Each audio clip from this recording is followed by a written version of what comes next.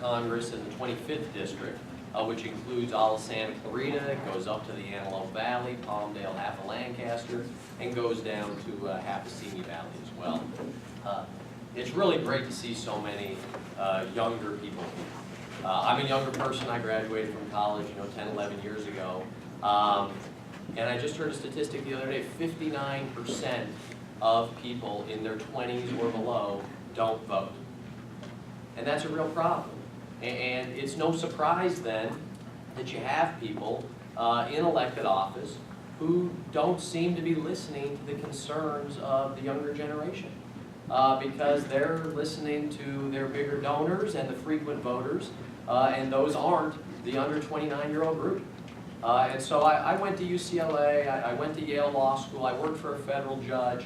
I came out in 2008 from law school. I started practicing after working for a judge in 2009. President Obama had just come in. There was a lot of optimism in the country. I was very hopeful about the direction we would take. And for the next 8 years, just so much obstruction, so much conflict, so much, in my opinion, failure to focus on the issues that really matter. And so ultimately, my wife and I, we just decided, you know what?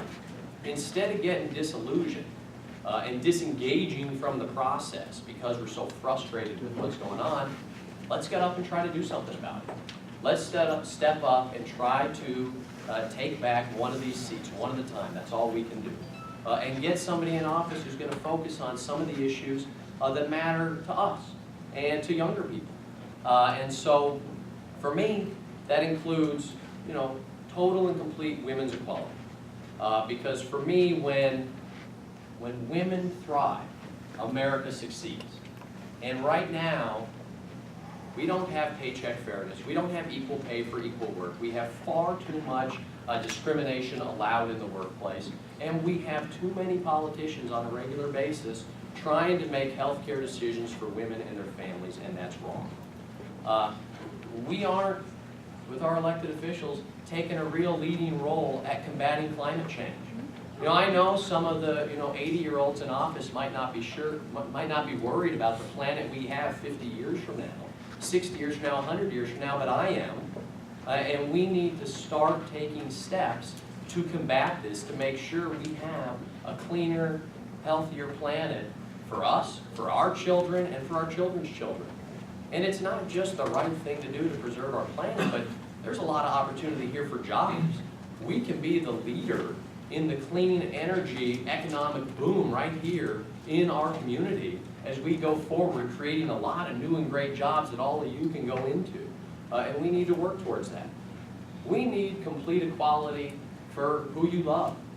It boggles my mind that right now, in 2016, just a few weeks ago, people in the House of Representatives voted to allow employers to continue discriminating against people for who they love. That is truly shocking to me. And we need to fight for equality for all people. And we need to make sure that we are recognizing the threats that our recent graduates face when they come out straddled with this albatross around their neck of debt, with uncertain job futures, and having that hang over you for so long. My wife and I are both recent graduates. We came out with mountains of debt. We know what it's like to have an uncertain future, and that's why I've put forward a plan on how to reduce student debt, to try to have debt-free for every student who wants it, because there's a lot we can do that will allow every new graduate to go forward and push forward for the decades ahead without having that hold you back forever. So I'm really excited to be here. For any baseball fans, I understand if you need to leave in 30 minutes when the Dodgers start playing, but I'm going to be happy to talk to you. We're in the back corner. Look forward to that, and so thrilled you're all here. Thank you.